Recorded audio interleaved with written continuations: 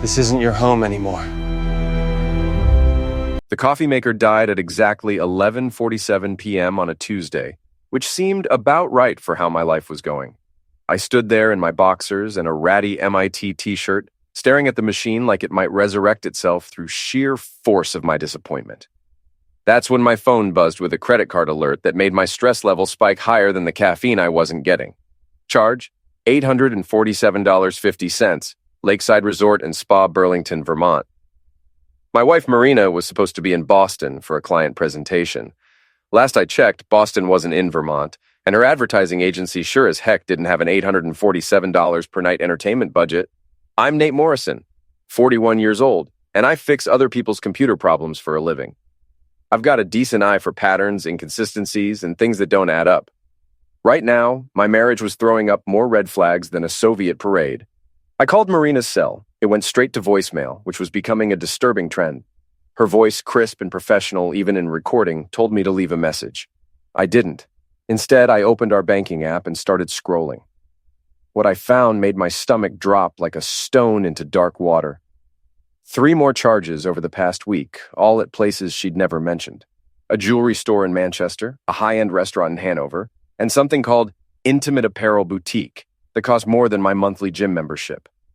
The front door opened with Marina's familiar click of heels on hardwood. She walked into the kitchen looking like she'd stepped off a magazine cover. Perfectly styled auburn hair, designer suit that probably cost more than my car payment, and that practiced smile she wore for difficult clients. "You're up late," she said, not quite meeting my eyes as she set down her leather briefcase. "Coffee maker's dead," I replied, holding up my phone. "But that's not the most interesting thing that died tonight." Her smile faltered. "What do you mean?" "Vermont? Marina, really? When did Boston relocate to Vermont?" The color drained from her face, but she recovered quickly. Marina had always been good at damage control. It's what made her successful in advertising. "It's complicated, Nate. The client wanted to meet at a different location. Last-minute change. For $850 a night, must be some client. You're checking up on me now?" Her voice turned cold, defensive. "When did you become so controlling?" That word hit me like a slap. Controlling. It's what she'd been calling me lately whenever I asked basic questions about where she was going or when she'd be home. Apparently, giving a single thought about your spouse's whereabouts was now considered toxic behavior. "I'm not controlling, Marina. I'm confused. There's a difference." She moved to the refrigerator, pulling out a bottle of wine like this conversation required liquid courage. "I can't do this anymore, Nate." "Do what?" "This?" She gestured vaguely between us. "The suspicion, the interrogation every time I come home, the way you look at me like I'm some kind of criminal. Maybe if you stopped acting like one, I'd stop looking at you like one." The wine glass slammed down on the counter hard enough that I was surprised it didn't shatter. "That's exactly what I'm talking about. You've already made up your mind about me, haven't you?" "Have I?" "Because from where I'm standing, the evidence is pretty damning." Marina turned to face me fully, and for a moment I saw something in her eyes that looked almost like relief. Like she was tired of carrying around whatever secret she'd been hiding. "You want the truth, Nate? Fine. Yes, I was in Vermont. Yes, I spent the night at an expensive resort, and no, it wasn't for work." The admission hung in the air between us like smoke from a house fire.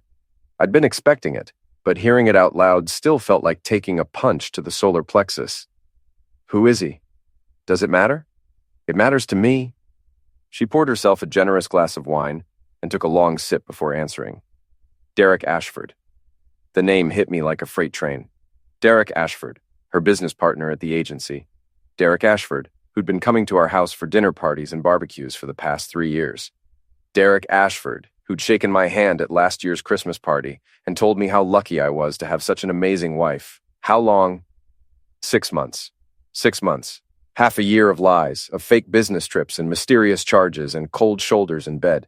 Half a year of me thinking I was losing my mind, that maybe I really was becoming controlling and paranoid. "I want a divorce," she said quietly. "Yeah," I replied, my voice surprisingly steady. "I bet you do." She finished her wine in one long gulp and headed for the stairs. At the bottom step, she turned back. "I'll be staying at Lila's for a while. We can figure out the details later." Lila Brennan, her best friend since college. Another person who'd sat at my dinner table and smiled to my face while knowing exactly what Marina was doing behind my back. After Marina disappeared upstairs, I sat in my kitchen until dawn, staring at my phone and trying to process the complete implosion of my life. By the time the sun came up, I'd made a decision. If Marina wanted to play games, I'd play games. But I'd been fixing broken systems for 20 years, and I knew how to find the cracks in anything. I was going to find out exactly how deep this betrayal went. Jules Martineau looked like someone who'd seen too much of the world's ugly side and decided to charge people for the privilege of seeing it too. 50-something gray hair pulled back in a ponytail, wearing a leather jacket that had definitely seen better decades. The private investigator came highly recommended by my lawyer, who'd warned me that Jules was expensive but thorough. "Your wife's not very good at covering her tracks," Jules said, sliding a manila folder across the table of Murphy's Bar, the kind of dive where nobody asked questions and the beer was cheap enough to drown your sorrows without breaking the bank.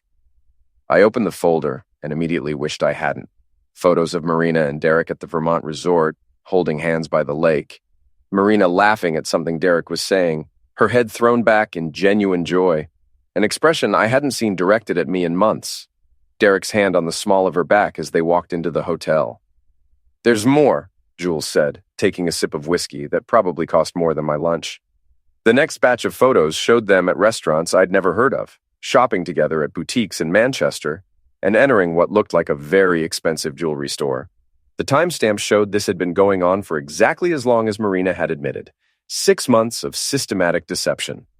"The interesting part isn't the affair," Jules continued. "It's the money trail." "What do you mean?"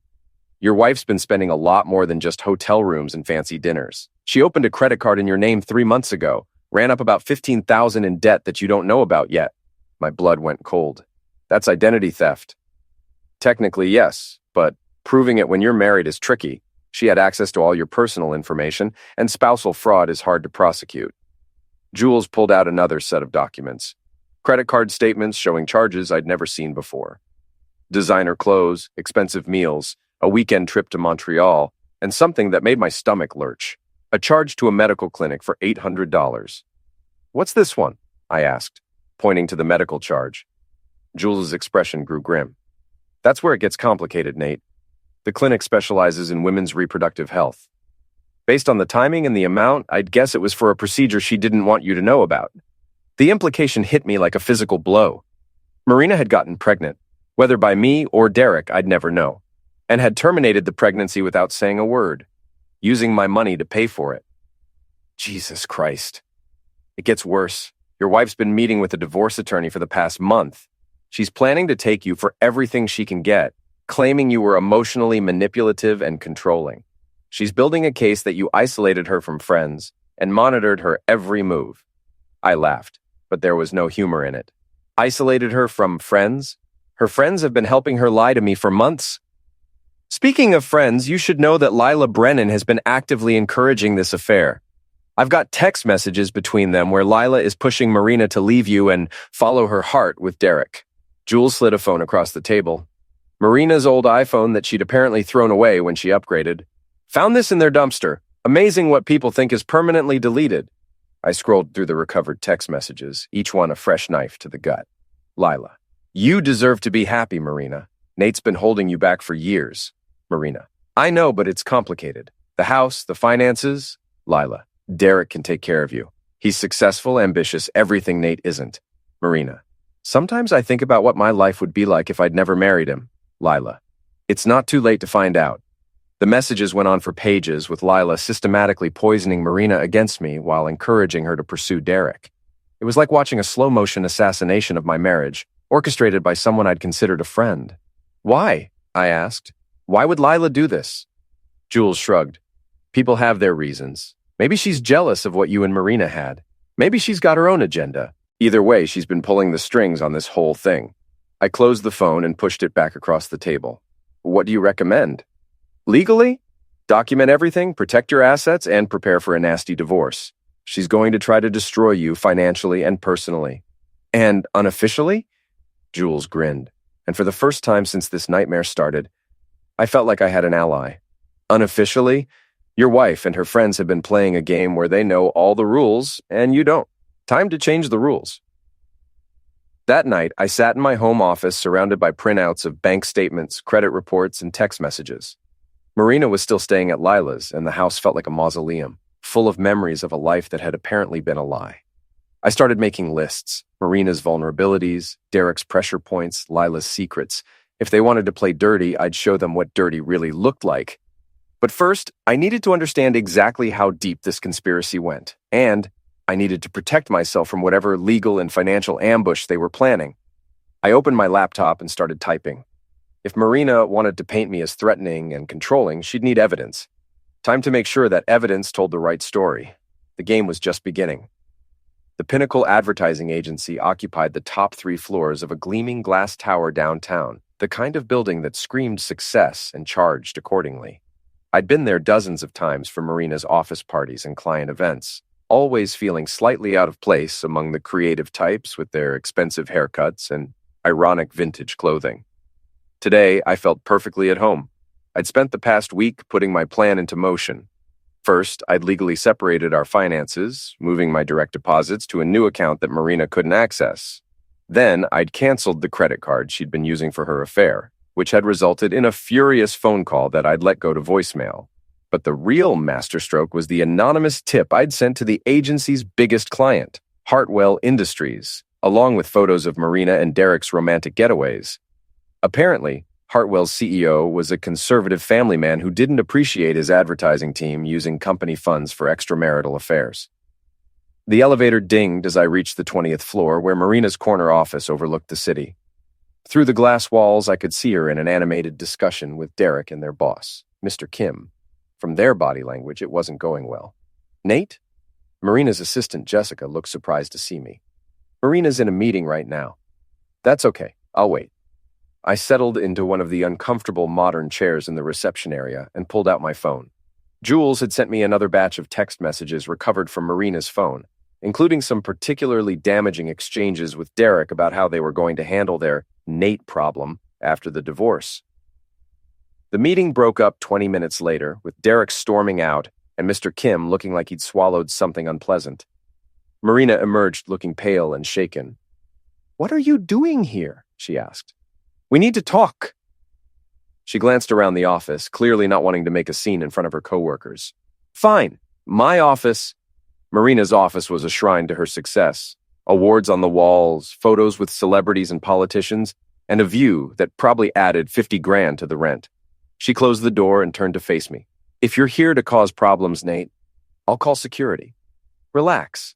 I'm just here to return something that belongs to you." I pulled out a small velvet jewelry box and set it on her desk. Marina's face went white. "Where did you get that?" "Same place you did, Brennan Jewelers in Manchester." Funny thing about expensive jewelry stores, they keep very detailed records of their transactions, including the fact that you bought this with a credit card in my name. The necklace inside was beautiful. A delicate gold chain with a diamond pendant that had cost $3,000. Based on the text messages Jules had recovered, it was a gift Derek had surprised her with, using my money to pay for it. "That's not what happened," Marina said, but her voice lacked conviction. "Really? Because I've got the receipt right here, along with the credit card statement. Want to explain to me how Derek managed to surprise you with jewelry that I technically bought?" Marina sank into her chair, the fight going out of her. "How did you find out about the card?" "I find out about everything eventually, Marina. It's what I do for a living. I solve problems and find patterns. Your affair was just another system to crack. You're enjoying this, aren't you?" she said bitterly. "Enjoying it? My wife of 12 years has been systematically stealing from me while sleeping with my friend. No, Marina, I'm not enjoying this. I'm surviving it." I reached into my jacket and pulled out a thick manila envelope, setting it next to the jewelry box. "What's that?" "Divorce papers. I'm filing first, and I'm filing for cause: adultery, financial fraud, and emotional cruelty. I've got documentation for all of it." Marina's hands shook as she opened the envelope and scanned the first page.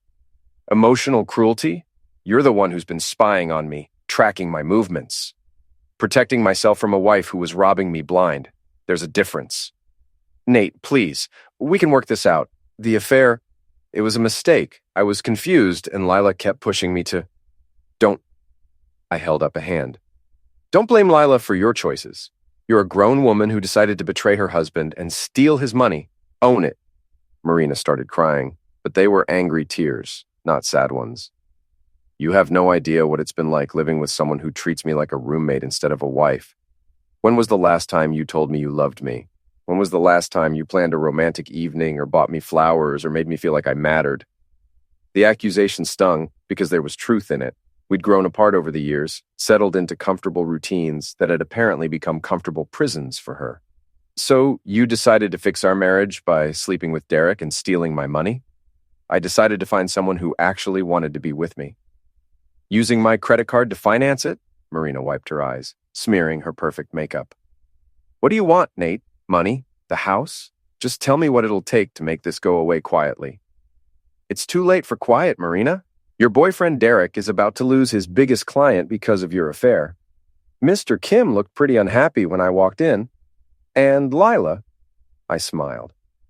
Well, let's just say her husband Tom is going to be very interested in some of the text messages she's been sending you. You wouldn't. I already did. Turns out Tom's been suspicious about Lila's late nights and girls' trips for months.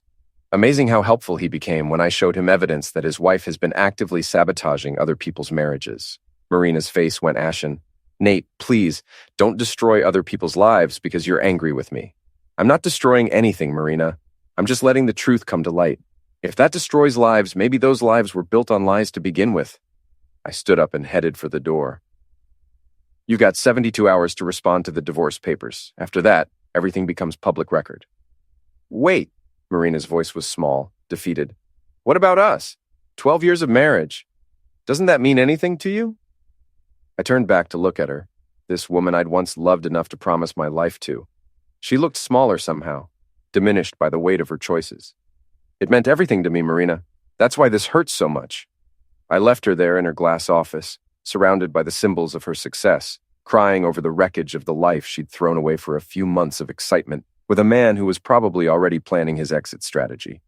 The elevator ride down felt like descending from a great height, leaving behind the rarefied air of Marina's world, and returning to the ground level where consequences lived. My phone buzzed with a text from Jules. Tom Brennan wants to meet. Tonight, 8 p.m., Murphy's Bar. Says he has information you'll want to hear. I smiled grimly. The game was accelerating, and all the players were finally being forced to show their cards. Time to see what other secrets this conspiracy had been hiding. Tom Brennan looked like a man who'd been punched in the gut and was still trying to catch his breath. He sat across from me at Murphy's Bar, nursing a whiskey with the kind of careful attention that suggested it wasn't his first. His usually perfect hair was disheveled, his expensive suit wrinkled, and his eyes had the hollow look of someone whose world had just collapsed. She played me, he said without preamble. My own wife played me like a ridiculous fiddle. I'd known Tom for almost as long as I'd known Lila. They'd been married for 15 years, had 2 kids, and from the outside appeared to have the perfect suburban life. Tom was an architect, successful and steady, the kind of guy who coached Little League and never missed a parent-teacher conference. What did you find? I asked. Tom pulled out his phone and showed me a series of text messages. After you showed me those messages between Lila and Marina, I started digging deeper. Turns out my loving wife has been planning this whole thing for a lot longer than 6 months. The messages were damning. Conversations between Lila and Derek dating back over a year, discussing Marina's marriage and how unhappy she seemed. Lila systematically feeding Derek information about Marina's schedule, her interests, her vulnerabilities. Jesus, I muttered, scrolling through the texts. She was setting them up. It gets worse. Tom's voice was bitter. Remember that work conference Marina went to in Chicago last spring? The one where she supposedly met Derek for the first time as business partners. I nodded. Marina had come back from that conference full of excitement about new projects and opportunities. Lila arranged the whole thing. She knew Derek was going to be there, knew Marina would be vulnerable after that fight you two had about money. She practically threw them together. The fight he was referring to had been about Marina's spending habits. Nothing major, just the usual marital disagreement about budgets and priorities. But apparently Lila had seen it as an opportunity. Why? I asked. Why would she do this to Marina? To us? Tom's laugh was harsh. Because she hates you, Nate. Has for years. And she was jealous of Marina's marriage. Hates me? What did I ever do to Lila? Remember about 5 years ago when Lila was up for that big promotion at her marketing firm, the creative director position? I vaguely remembered Lila being stressed about some work situation, but the details were fuzzy. She was presenting a campaign that she claimed was her original concept, except it wasn't. She'd stolen the idea from a smaller agency and was passing it off as her own work. The memory came flooding back. I'd been doing some freelance IT work for Lila's company, helping them upgrade their servers, when I'd stumbled across the original campaign files. The metadata clearly showed they'd been created by someone else at a different company, months before Lila's supposed brainstorm. I had to report it, I said. It was plagiarism. If the client had found out later. You cost her the promotion. Heck, you almost cost her the job entirely. She's never forgiven you for that. Tom showed me more messages, these ones between Lila and her sister, discussing her long-term plan to get revenge on me for ruining her career. Lila: Nate thinks he's so righteous, so perfect. Wait until he finds out what it feels like to lose everything.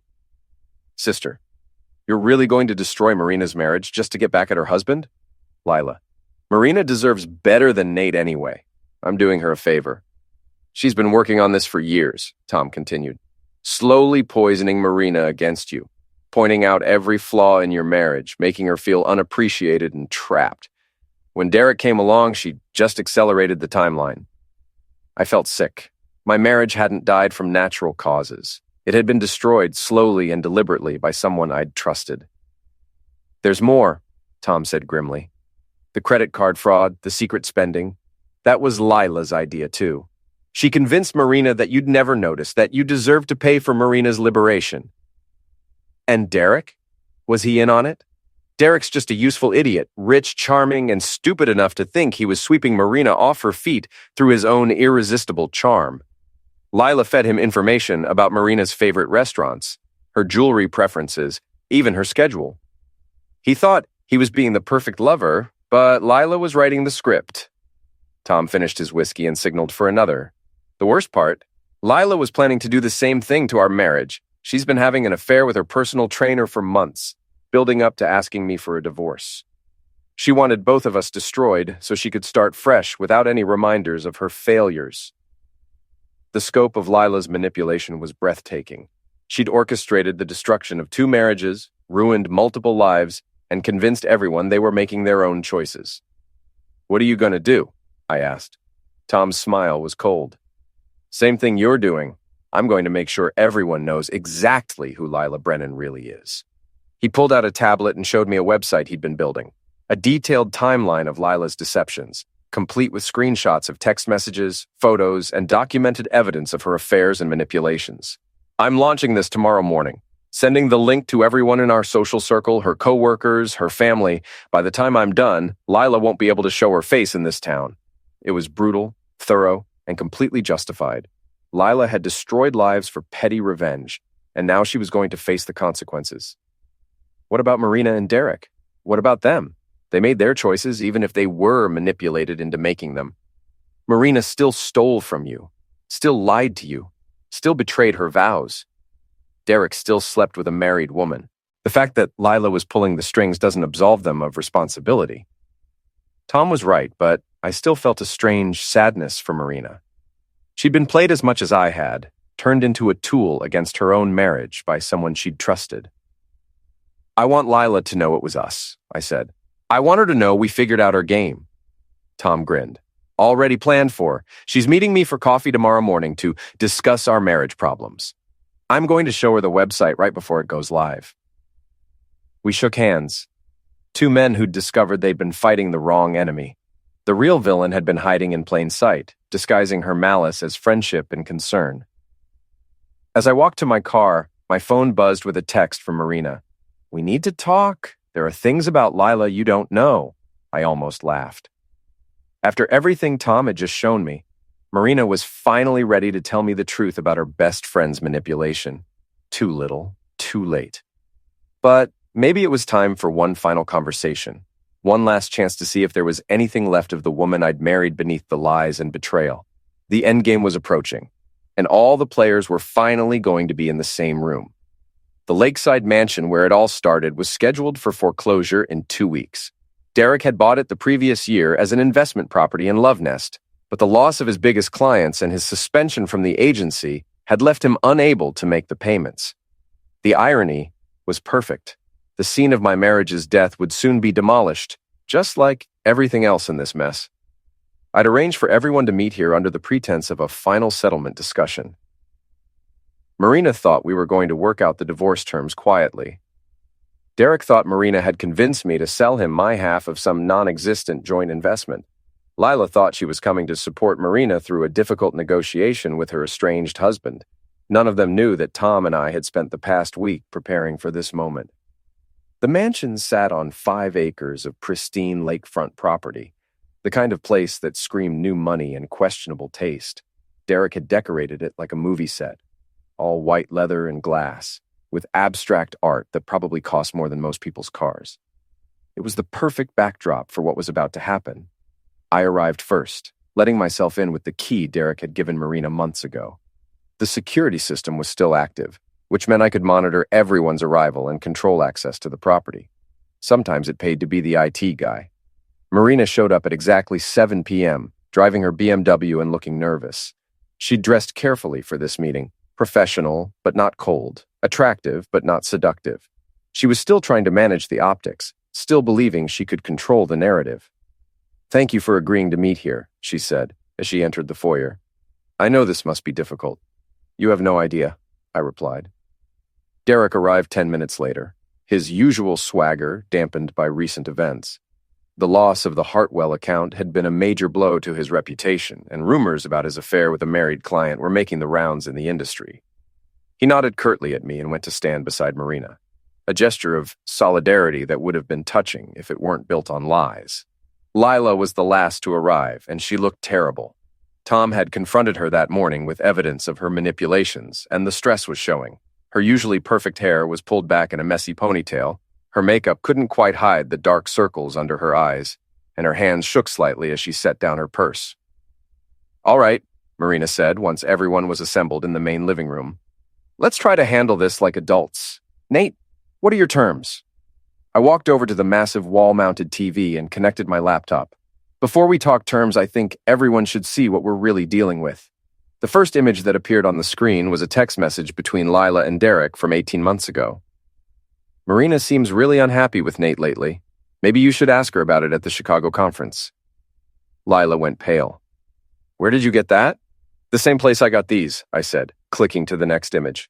More text messages, emails, and photos showing the systematic campaign to destroy my marriage. The evidence was overwhelming and undeniable. Marina stared at the screen in shock. "Lila, what is this?"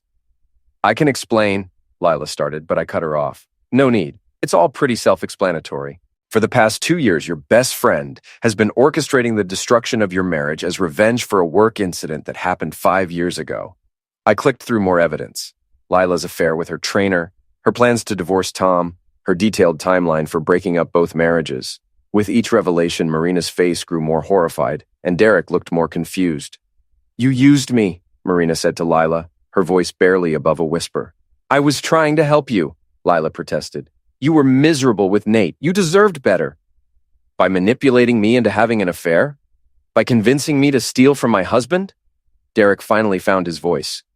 "Wait, you were feeding me information about Marina?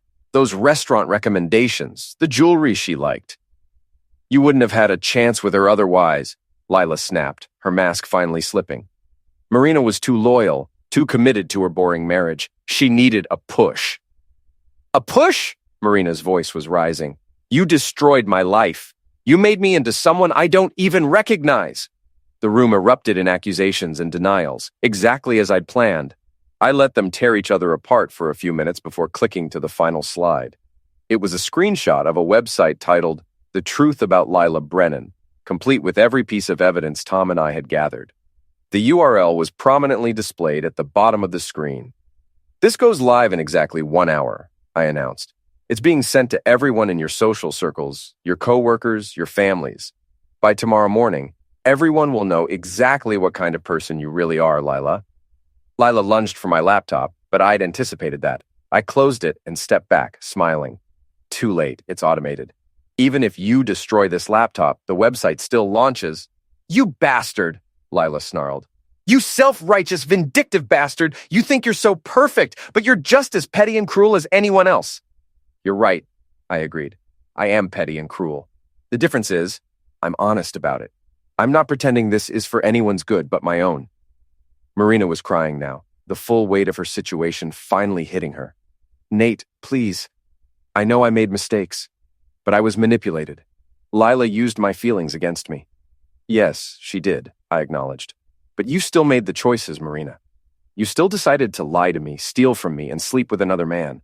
Lila didn't force you to do any of that. Derek, meanwhile, was staring at Lila with a mixture of disgust and dawning realization. You played me. All of it was fake. The connection I felt with Marina, the way everything seemed to fall into place. The connection was real, Lila insisted. I just facilitated it. By lying and manipulating and destroying people's lives, Derek shot back. Jesus Christ, Lila, what's wrong with you? That's when Lila completely lost it. She started screaming about how unfair everything was, how she'd been trying to help everyone, how we were all too stupid to see what was best for us. It was the tantrum of someone whose carefully constructed lies had finally collapsed. I pulled out my phone and showed them the screen. And that outburst is being recorded and will be added to the website as a bonus feature. The room went silent except for Lila's heavy breathing. Marina wiped her eyes and looked at me with something that might have been respect. You planned all of this, she said. Every detail. The meeting, the evidence, the timing. I wanted all of you to understand exactly what you'd done and exactly what it was going to cost you. I walked to the door and turned back for one final look at the wreckage. Marina, the divorce papers are final. You'll get what the law requires and not a penny more. Derek, enjoy explaining this to your remaining clients. And Lila, I smiled. Enjoy your new reputation. As I walked out into the cool evening air, I could hear them starting to argue again, their temporary alliance crumbling under the weight of mutual betrayal and blame. The website went live at exactly 8 p.m., and my phone immediately started buzzing with notifications as it spread through social media. By morning, everyone would know the truth about Lila Brennan and her web of lies. It wasn't justice exactly, but it was consequences, and sometimes consequences were enough. I drove away from the lakeside mansion for the last time, leaving behind the ruins of my marriage and the people who had destroyed it. The road ahead was dark and uncertain, but it was mine to travel. For the first time in months, that felt like enough.